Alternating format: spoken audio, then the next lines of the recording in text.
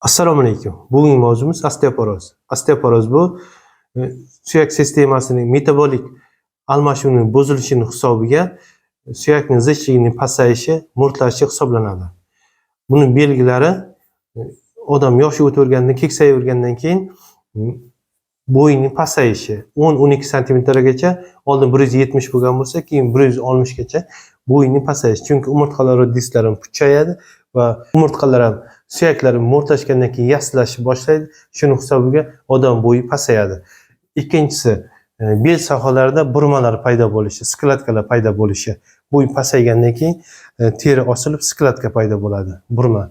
Uchinchisi, stolus deyiladi. Stolus bu qariyalarda e'tibor bergan bo'lsalaringiz, ko'krak umurtqasini oldinga qarab siljib, egilib boshlashi. Asta-asta oldinga qarab egilib, yillar o'taverishi bilan yana egilib o'roqday yoki so'roqday bo'lib, ayniqsa ayollarda kuzatiladi, qiyshayib qolishi. Ya'ni og'irlikda umurtqa pog'onasini ko'krak qismi ko'tarilmagan hisobiga suyaklarning mo'rtlashi hisobiga oldinga qarab egilish kuzatiladi. Sabablari birlamchi, ikkilamchi bo'ladi. Birlamchisi, ayollarda postmenstrual sikllardan keyin estrogen gormonining organizmda miqdorining pasayishi hisobiga suyaklardan kalsiyning chiqib ketishi.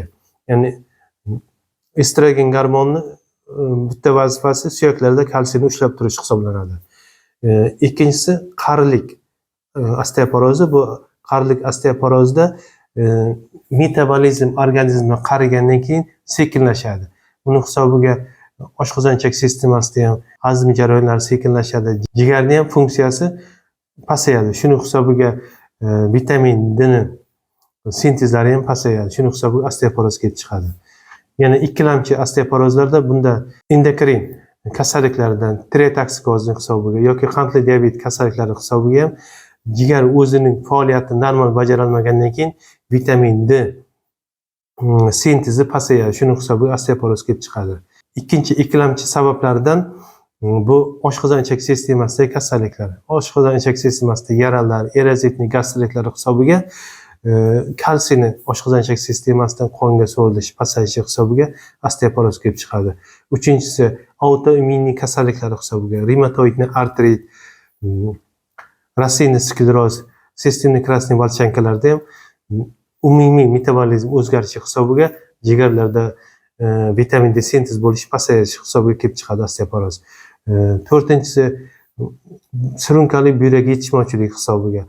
Surunkali buyrak yetishmovchiligi natijasida qonga toksik moddalar ko'payishining hisobiga jigarga nagrizga tushib, jigarning funksiyasi pasayadi. Beshinchisi, alimentarniy. Yeyotgan ovqatlarimizning tarkibida kalsiy, vitamin D ning miqdorining kamligi hisobiga kelib chiqadi. Oltinchisi, gipodinamik hayot, ya'ni kam harakatli odamlarda ham suyaklar mo'rtlashi kuzatiladi. Yettinchisi, medikamentozli, ya'ni gormonal terapiyalar uzoq vaqt qabul qiladigan bo'lsa, masalan, autoimmuniy kasalliklarda gormonal terapiya o'tkazayotganda kalsiyning ichaklardan so'rilishi pasayadi. Shuning hisobiga osteoporoz kelib chiqadi. Va yana inhibitor pompa deydi, omeprazollarda uzoq vaqt qabul qilganda bu ham oshqozonchak sistemasidan kalsiyning so'rilishini pasaytiradi. Shuning hisobiga osteoporoz kelib chiqadi. Aniqlab tekshirishimizda birinchi o'rinda densitometriya, ya'ni suyakning zichligini aniqlaydi. Ikkinchisi, MRT tekshirishni o'tkazish mumkin. MRTda shu osteoporoz bo'lgan joylar qora-qora dog'lar bo'lib ko'rinadi. Uchinchisi, kalsiy miqdorini aniqlash qonda 2,2 dan 2,5 gacha bo'ladi. Yoki futorni miqdorini aniqlashimiz kerak. Keyin estrogen gormoni miqdorini, paratogormon miqdorini aniqlashimiz va vitamin D miqdorini. Vitamin D ning normaning pastki ko'rsatkichi 30 hisoblanadi. Osteoporozning eng yomon asoratlari bu suyaklarning patologik sinishi. Ya'ni patologiya degani bu travma hisobiga emas, biror narsa urib olgandan keyin sinishi emas, organizm o'zining og'irligini ko'tarilmasdan sinishi.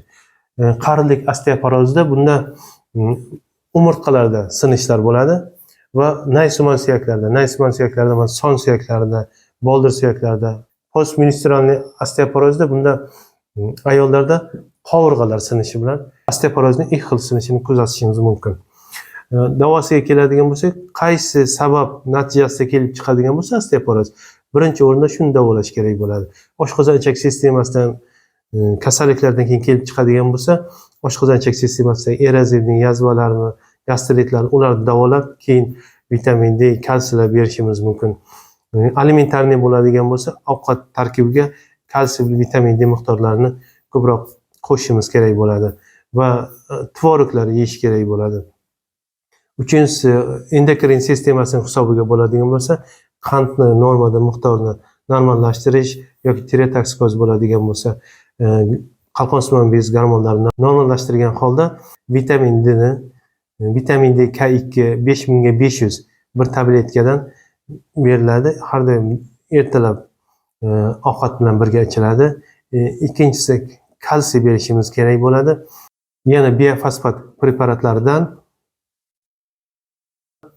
Forsteo preparatlarini berishimiz kerak bo'ladi va sog'lom turmush tarziga rioya qilishimiz kerak bo'ladi. Qisqacha mana shularni sizlarga yetkazmoqchi edim. Savollaringiz bo'lsa kommentariyada qoldirishingiz mumkin. Sog' bo'lingizlar.